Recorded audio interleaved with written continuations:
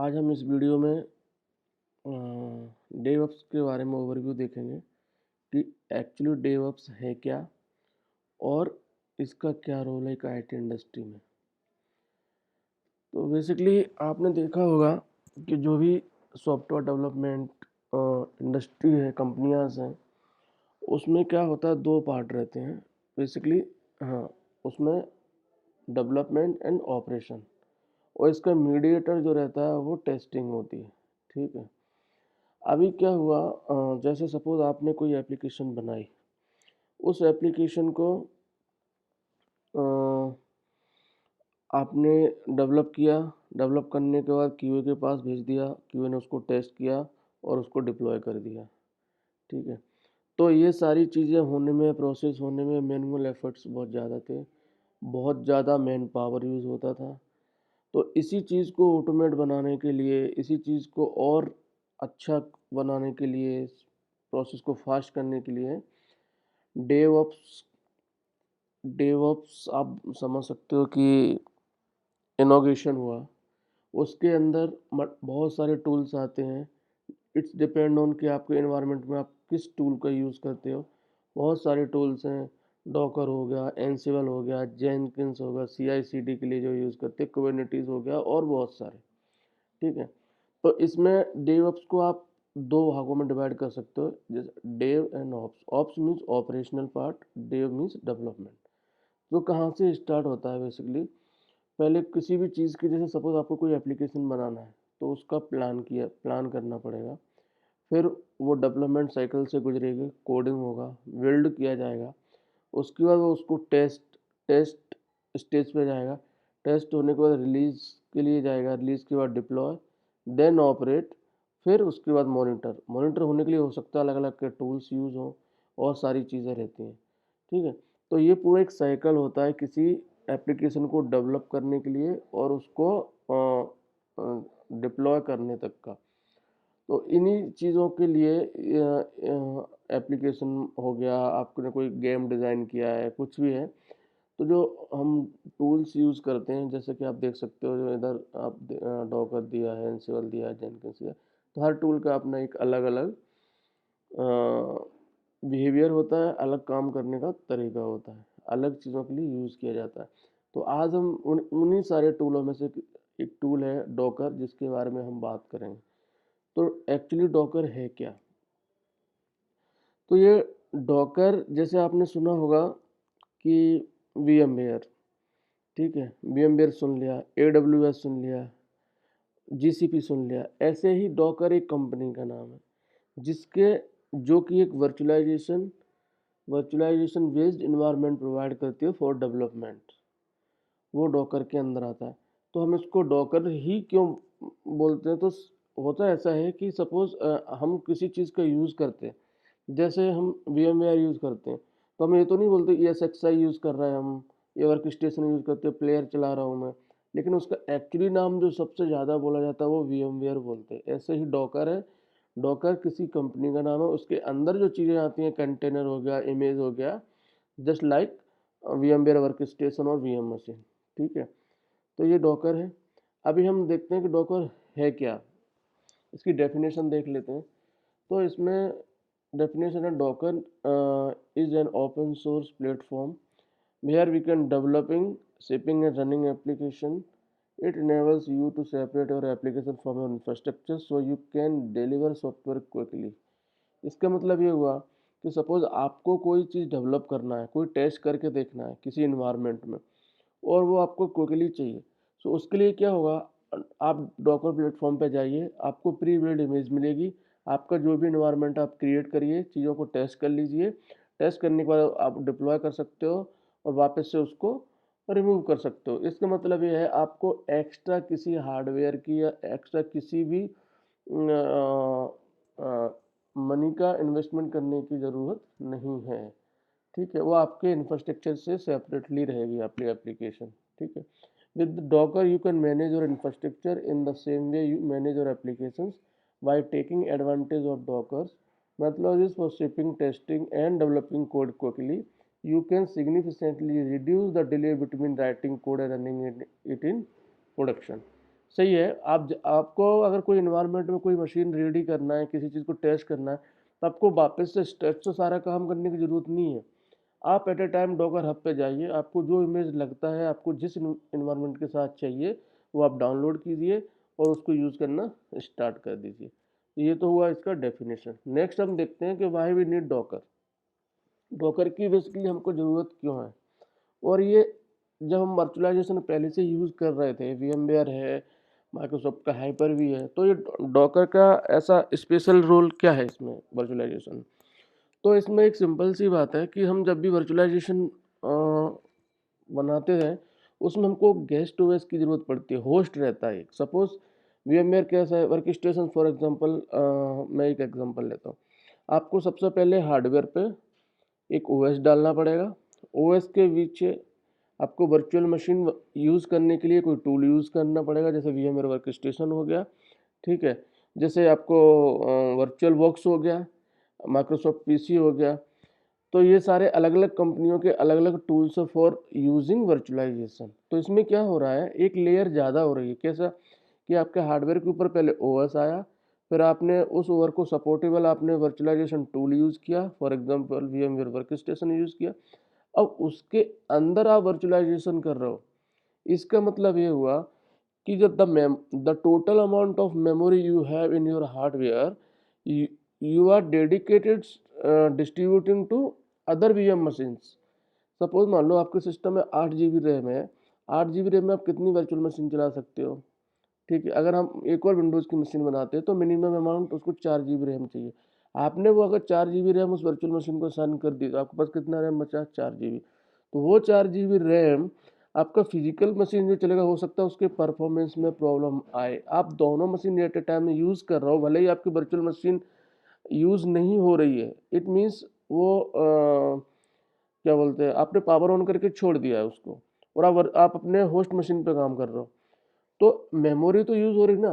तो उस टाइम पे जो मेमोरी जो पेंडिंग है, वो 100% यूटिलाइज नहीं हो रहा है, मतलब आप डिस्ट्रीब्यूट कर सके। तो डॉकर में क्या होता है, डॉकर में एक लेयर कम हो जाती है। इसका मतलब ये है, आपका जो भी होस्ट ओएस है, जैसे मान लो मैं लिनक्स यूज़ कर रहा हूँ, उबंटू, ठीक है, उसमें मेरे कोई थर्ड पार्टी टूल का यूज़ करने की ज़रूरत नहीं है, वर्क स्टेशन की ज़रूरत नहीं है।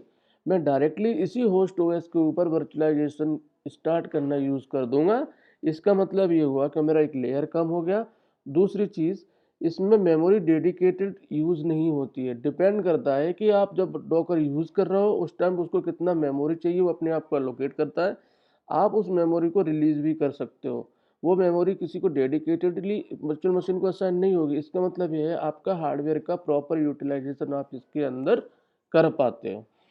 तो ये इसी चीज़ को देखते हुए इस सिंपल एक उदाहरण था डॉकर का, ये है। तो हम ये पॉइंट्स कुछ हैं देख लेते हैं। इसमें बता रहा है, Docker provide the ability to package and run an application in a loosely isolated environment called container. ठीक है, कंटेनर आप ऐसे समझ लीजिए, कंटेनर कुछ नहीं, एक वर्चुअल मशीन है, ठीक। Container as a virtual machine. The isolation and security allow you to run many containers simultaneously on a given host। जो मैंने अभी आपको बताया, तो आप मल्टीपल कंटेनर चला सकते हो किसी एक होस्ट के ऊपर, ठीक है। You can easily share containers while you work and we sure that everyone you sure with get same container that works in the same way. अब जैसे सपोज आपने कोई एक कंटेनर बनाया, जिसमें आपने अपाचे इंस्टॉल किया, PHP 7.4 इंस्टॉल कर लिया, रेडी कर लिया आपने आपके एप्लीकेशन के अकॉर्डिंगली। अब क्या कर सकते हो, आप उस कंटेनर को डॉकर हब पे जाइए, अपलोड कर दीजिए, पब्लिकली भी अलाउ कर सकते हो। मतलब अगर किसी किसी को अपने डेवलपमेंट में उसको एक्सेस करना है, यूज़ करना है, तो वो वहाँ से जाएंगे डॉकर के साइट पे और उसको डाउनलोड करके कंटेंट आपको वो यूज़ भी कर सकते हैं। आप इमेज बिल्ड कर सकते हो, ठीक है, इन द सेम वे। तो Docker provide the tooling and a platform to manage life cycle of your containers, develop your application and its supporting component giving using containers. The container become the unit for distributing and testing your application. When you are ready, deploy your application into your production environment as a container or an orchestrated service. This works the same whether your production environment is a local data center, a cloud provider or a hybrid of the two। ठीक है, तो ये हुआ Docker के हमको ज़रूरत क्यों है। इसके हम कुछ और एग्जांपल्स देखते हैं। फॉर एग्जांपल जैसे your developers write code locally and share their work with their colleague using Docker containers. They use Docker to push their application into the test environment and execute automated and manual test. अब इसमें क्या हुआ, आपको extra किसी अलग से environment बनाने की ज़रूरत नहीं है। सपोज मान लो आपने कोई चीज़ डेवलप करी, कोड राइट किया लोकली कंटेनर में, तो वो कंटेनर आप शेयर कर सकते हो आपके कलीग के साथ में। ठीक है, वो सेम इन्वायरमेंट में वो अपनी टेस्टिंग कर लेगा। टेस्टिंग करने के बाद जो भी उसके नेक्स्ट प्रोसेस रहेगा, एग्जीक्यूशन जो भी उसको करना है, वो नेक्स्ट उसको गो थ्रू करेगा। ठीक है, दूसरा है when developer find bugs they can fix them in a development environment and redeploy them to the test environment for testing and validation। अभी क्या हुआ, आप कोई चीज़ डेवलप कर रहे हो, उसमें आपको कोई इश्यूज मिले, कुछ बग्स मिले, तो आपको वो सेम इन्वायरमेंट क्रिएट करना रहता है। कई बार लगता है कि हमको यार वो इन्वायरमेंट मिल जाए, मैं ये सारी चीज़ें टेस्ट करके देख पाऊँ। तो ये सारी क्विकली जो चीज़ें अवेलेबल होती है, तो आप एक डॉकर के थ्रू कर सकते हो, ईजिली कर सकते हो इन्वायरमेंट क्रिएट करने के बाद। और उसमें आप आपके एप्लीकेशन को जो भी सॉफ्टवेयर्स लग रहे, जो भी चीज़ें लगने वाली हैं, आप उसमें कॉन्फ़िगर कीजिए और वो टेस्ट एनवायरनमेंट क्रिएट करिए और ये सारी चीज़ें टेस्ट करो, वैलिडेट कर लीजिए। नेक्स्ट पॉइंट है when testing is complete getting the fix to the customer is as simple as pushing the updated image to the production environment. ठीक है, नेक्स्ट तो इसमें आता है डॉकर इमेज, डॉकर कंटेनर। ये आपने दो चीज़ें बहुत ज़्यादा सुनी होंगी, तो अभी हम डॉकर इमेज के बारे में बात करते हैं। डॉकर इमेज क्या होता है, जैसे कि आप यहाँ पे देख पा रहे होंगे इमेज में, एक डॉकर फाइल है। ठीक है, जो आप डॉकर हब से डाउनलोड करते हो, उसको आप बिल्ड करते हो डॉकर इमेज में, फिर उसको रन करते हो कहाँ पे, डॉकर कंटेनर। इमेज डाउनलोड कर लिया आपने, बिल्ड कर लिया, उसको रन किया एज अ कंटेनर। तो डॉकर इमेज क्या होती है, Docker image is a read-only template with instructions for creating a Docker container. Often an image is based on another image with some additional customization. For example, you may build an image which is based on the Ubuntu image, but install the Apache web server and your application as well as the configuration detail needed to make your application run। जैसा कि मैंने पहले बताया अभी कि आप कोई image download करते हो, आपकी रिक्वायरमेंट के अकॉर्डिंग आपने उसको कस्टमाइज़ कर लिया, उसमें आपने आपके अकॉर्डिंग वेब सर्वर क्रिएट कर लिया, सॉफ्टवेयर इंस्टॉल कर दिया, कॉन्फ़िगरेशन बना दिए, आपने आपके उसके रिक्वायरमेंट के हिसाब से जब इसको बिल्ड कर लिया, उसको रन कर लिया, तो आप उस इमेज को अपलोड भी कर सकते हो जो दूसरों के लिए अवेलेबल रहेगी। ठीक है, ये डॉकर में। डॉकर कंटेनर क्या होता है, अभी हमने थोड़ी देर पहले देखा था, मैंने एग्जांपल VMware वर्कस्टेशन का दिया था, आप ये दो इमेज में देख सकते हैं। पहले हम डेफिनेशन देख लेते हैं, फिर इस इमेज के बारे में बात करते हैं जो यहाँ पे दिखाया है। डॉकर कंटेनर क्या होता है, a container is a runnable instance of an image. You can create, start, stop, move और delete a container using the Docker API और CLI। ठीक है, दोनों से आप मैनेज कर सकते हो। You can connect a container to one और more network, attach storage to it और even create a new image based on it current state. ठीक है, by default a container is relatively well isolated from other containers and its host machine.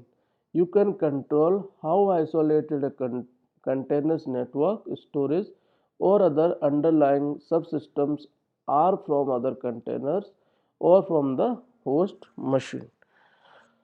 तो हम इसमें देखते हैं, आप यहाँ पे देख लीजिए, इससे आपको और सब क्लियर हो जाएगा। जैसे सपोज अभी क्या हो रहा था, वर्चुअल मशीन है, इंफ्रास्ट्रक्चर है, आप उस पर हाइपरवाइजर आपने यूज़ किया। मैंने कहा आपको कोई मीडियम टूल यूज़ करना पड़ेगा, जैसे वर्चुअल PC हो गया, वर्चुअल बॉक्स हो गया, वर्क स्टेशन हो गया।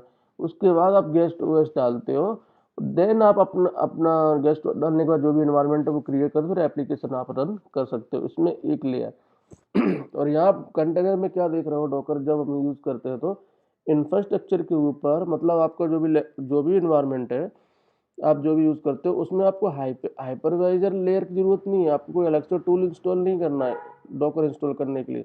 ऑपरेटिंग सिस्टम के ऊपर डायरेक्ट आप कंटेनर इंजन यूज़ कर सकते हो डॉकर इंस्टॉल के बाद, और इससे इसका आपका परफॉर्मेंस भी बढ़ेगा, आपका हार्डवेयर यूटिलाइजेशन भी आप अच्छे से कर पाओगे, और आपको किसी स्पेसिफिक हार्डवेयर या स्पेसिफिक चीज़ों की ज़रूरत नहीं होगी। ये डॉकर कंटेनर हुआ। तो आपको ये हमारा ओवरव्यू कैसा लगा, आप हमको कमेंट कर सकते हैं, और आप हमारे यूट्यूब चैनल पे भी जाकर देख सकते हो, लिंक नीचे दिया हुआ है। और हमने ये शॉर्ट वीडियो बनाया है, और नेक्स्ट वीडियो में हम इसका प्रैक्टिकल करके भी आपको दिखाएंगे, डेमो भी दिखाएंगे। आप इसको सब्सक्राइब करिए, लाइक कीजिए। Thank you.